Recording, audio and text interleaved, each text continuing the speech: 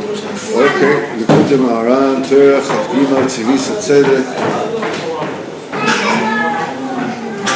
We have explained how the principle of Melach, of Bris Kodesh, is misugol to rectify the type of moment. Because anybody who is steeped in greed, you know, then he's darkness and so forth and so on. So now we're going to explain how this Indian of Taivas Mumen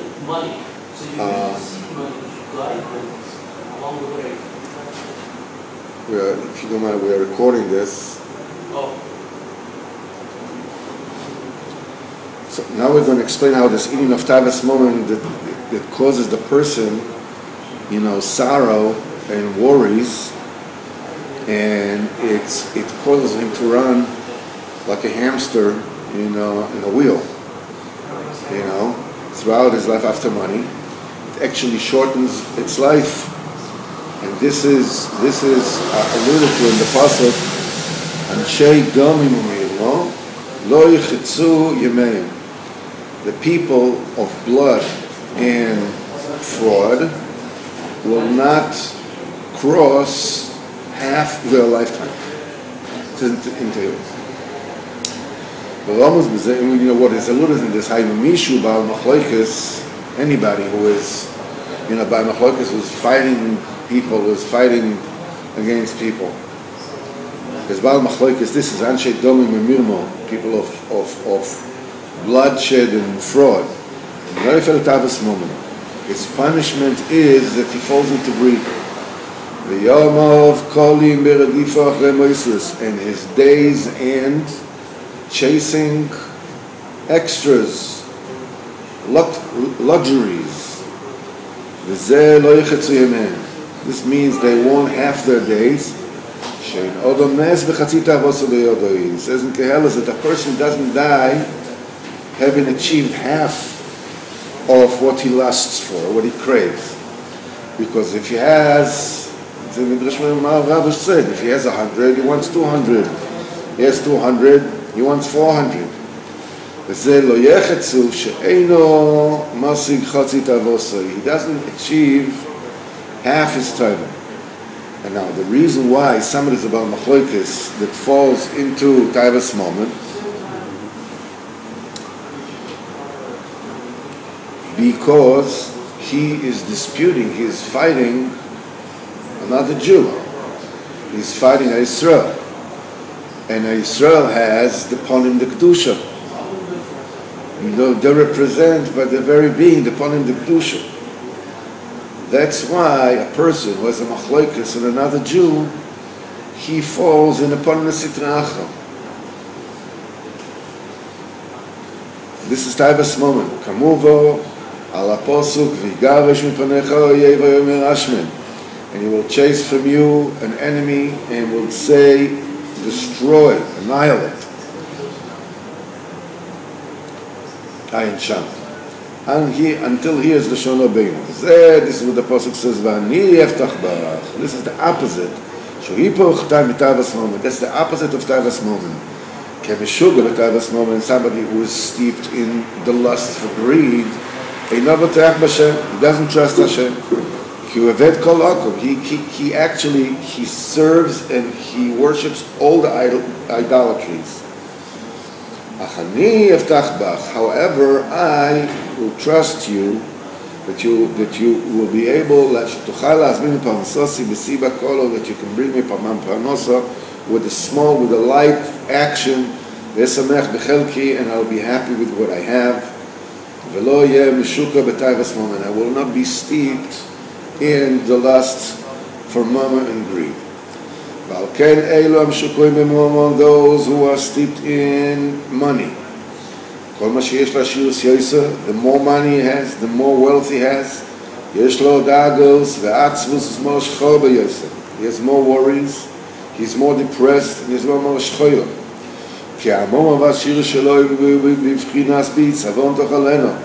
His wealth is constitutes the principle of bitzavon tochaleno.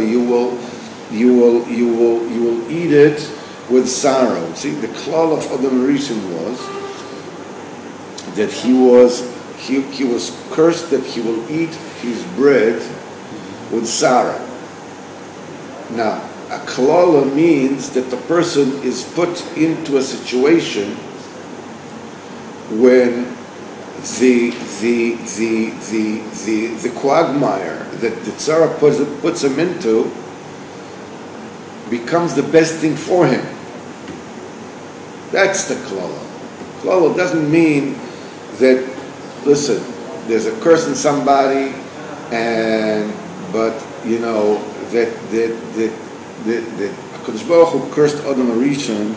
It says, you know, bitzavon tochalenu, you should eat your bread in sorrow. You know, so that means that he has to work hard for his money. But if he's lucky, you know, he escapes this.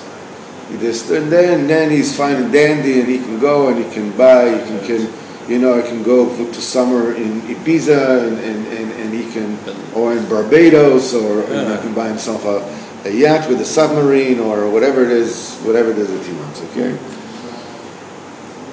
But the thing is that it's not possible.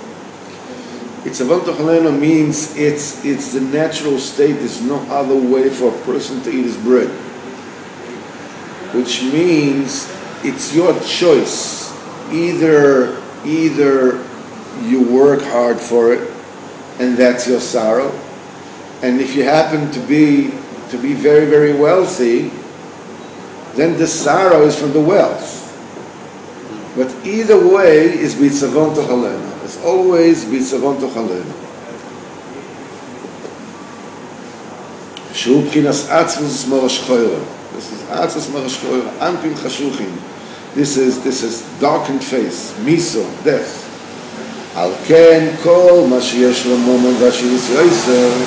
The more money and wealth a person has, yesh lo atzvus morosh choyra v'dai b's yoyser. He has sorrow and morosh choyra and worries more. Because his money, it stems from Yibchinas Atzvus Morosh Choyra. That's the origin of his money. This is what Chazal said, Mar benechosim, mar bedeoga. You have a lot of property, you have a lot of worry. Of course, a person adds on more worry with the property and the wealth. Why? The very property itself is sorrow, is morosh choyra. The more property he has, the more sorrow, the more worries he has. That's why the money and the wealth, it shortens and annihilates the days and life of a person. There's nothing that takes off vitality from a person like daga and atzlus, like worry and depression. And is the money and the wealth. The money and the wealth, that's the thing that increases worry and depression. We explained before that the klala, we hear Rabbi Yaakov, we said that the klala of Adam Arishon, bitzavon tochalena, it's a klala from Hashem Yisborach that means it's not, it doesn't mean that, it's a general situation that everybody has to, to spit blood earning their bread. But if you're lucky and you're wealthy, then you escape. You're out of the klola. There's no such thing. Klola means that's it, and it's the best thing for you. Now it's up to you to decide what klala, what kind of bitzavon tochalena you're choosing. There's either tzavon tochalena, if you learn Torah, lechem tzalma and lachatz, and you're mistapek b'mut and oil mazeh, whatever it is. That's your itzavon. So that's your itzavon. That's your itzavon. But the rest of the thing is Torah and chula v'chula. Somebody thinks he's wealthy, that he escapes. That's the escape hatch. He's out of the clothes. No such thing, because then he's medubak and pon in the sitra acha. In Tavas moment, which is misa, which is el acher, which is morosh chayra, which is tzavon v'choleno. Then he says mar b'nechosim, mar b'daget. The nechosim themselves, they stem from daiga. They are the daiga. They themselves come from morosh chayra. So the more nechosim he has, the more property he has, the more morosh chayra he has. The nechosim themselves, it's not like, listen, I have all these nechosim, and now I have to worry about them, so maybe if I take a management company, I won't have to worry about it. There's no such thing. There's no such thing. The nechosim themselves, the fact that you own them, that's the thing, and he says there's nothing that shortens a person's life more than that. He loses and he eradicates his life. Because he's connected in the face of Sitra Achra. Elohim Acherim. It should be Elohim with the Hey, not with the Kuf. It says Choshech. This is darkness. Shu Pchinos Miso. This is death. Hepech Be'or Pnei Mel Chaim. This is the opposite of in the light of the face Chaim. Al Ken Amomis Amomon Memiso Yisoy. The money kills him. Pchinos Miso, because money itself, if it's not done with a muna, it constitutes death itself. Shu atzvus shekol zeu pchinas tavas mammon, and all this is the lust for money. This is what it says about the Nachash that was cursed, after the Chetz Hadas. Ve'afar tuchal kol yimei chayecha, and sand you will eat all the days of your life. Ofar ze pchinas mammon. Sand is pchinas mammon, as it is said. It says in Iyov afro is zahav loy. Because where does the gold come? That's the most precious substance. Where the diamonds come from? Where they come from? They come from the earth. They come from the earth. So the eating of earth, is talking about money, of a zav. Offer is told, offer zav. So you see that the gold is called offer. It says a sand of gold. So sand, offer is alludes to the bechina of money. That the money and the wealth, which is an aspect of sand, of offer, that is going to eat all the days of your life.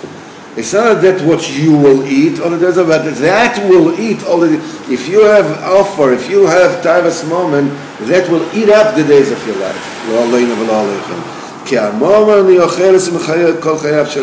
Because the money eats and finishes up, gobbles up all the days of a person's life. Ki offer offer is an inert, as the Rebbeinu says in Torah Dalet, that yesod of offer is atzvus, is morosh chayra, is depression. Now this is offer because it's inert. There's a pchinas asus, shu pchinas taivas moment. That's that sorrow, that depression is taivas moment. Moshe Kosovo b'tikunim, as it says in the tikunim, offer yukar v'yovesh. Sand is cold and dry. Achay, the same way, tchol, the how do you say tchol? Tchol is the... So the pancreas is the other one.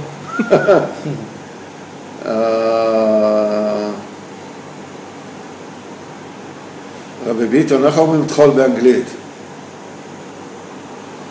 אני רק יודע שזה מאוד טעים. על האש, ככה בראש חודש. תחול, קר ויובש. זה הקישקה, נו, אני לא יודע. זה לא הקישקה, זה תחול, תחול. דהיינו שהאופור והתחול הם מבחינת אחת, the תחול and the אופור are one and the same. This is the Malchus the Klipa. That particular organ, spiritually, is the Malchus the Klipa, because it's the same way that you have Malchus the Kedusha, you have Zeh Keneged Zeh, Malchus the Klipa. That's Tchol, this is Ofor. U'me'atchol Yimshach ha'atzvus, and the Tchol is the origin of sadness, kayadua. Because Kal v'yovesh, when you're saying it's cold and it's dry, means it doesn't have vitality. There's no simcha, there's no chiyus in it. So you see that Ofor is also Pchinas Atzvus. This is Taivas moment. This is time that brings a person to sorrow, to Atzvus. And this is what the Tikkunim said.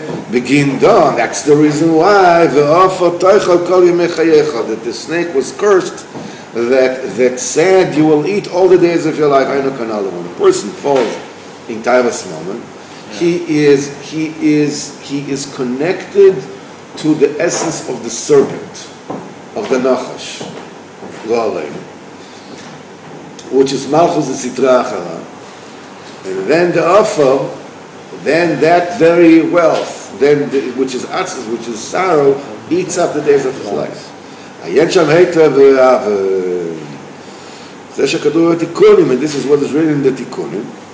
It says Tchol Dalilis. That's the female of the Samach Mem. That's the Malchus the Klipa. Ima the Erev, that's the money of Erev. That's the all the neshamas of Erev come out of that particular Klipa. These are the Rishonim that are interspersed among Israel. All in Am Yisrael, inside, they're Jewish. They're Jewish. They're considered Jewish, and halachically they're Jewish. And if one of them dies without children, that his wife needs chalitza or yibum. All the, but they are neshamas of Erev Rav. They are neshamas of Erev Rav. And Rav Cheshin Zecher Tzaddik Nora told me that the simon of neshamas Erev Rav, that they don't do tshuva.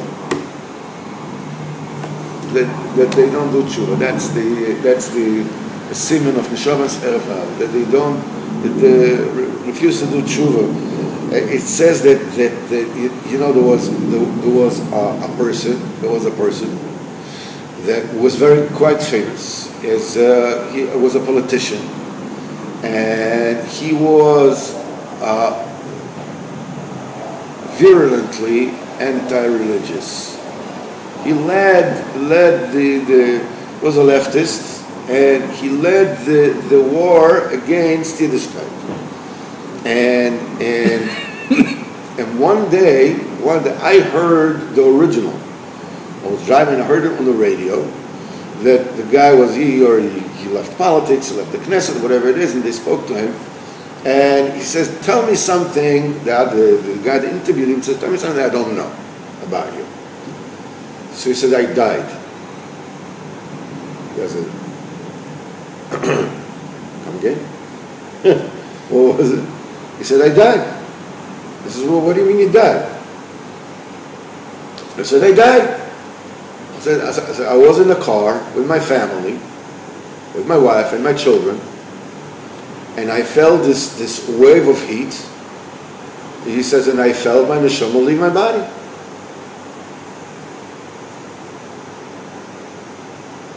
So he says, what happened? He said, I felt my neshama leave my body, and I saw my family crying and hysterical. He says, what happened? He says, what about you? Did you see yourself? He says, no, he couldn't see himself. And he says, and they took me to the hospital.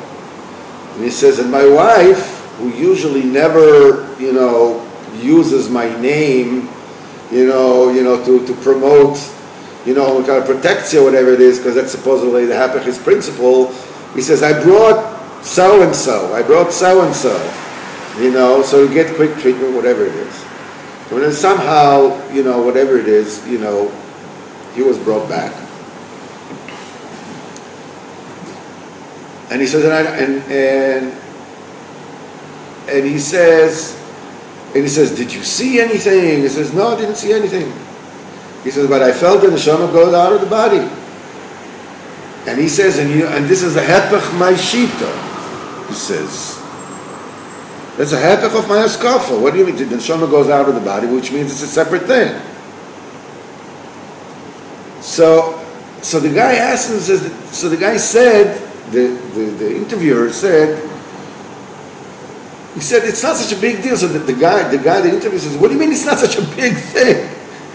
He says, if I would have heard anybody else tell me that, I would have not believed it.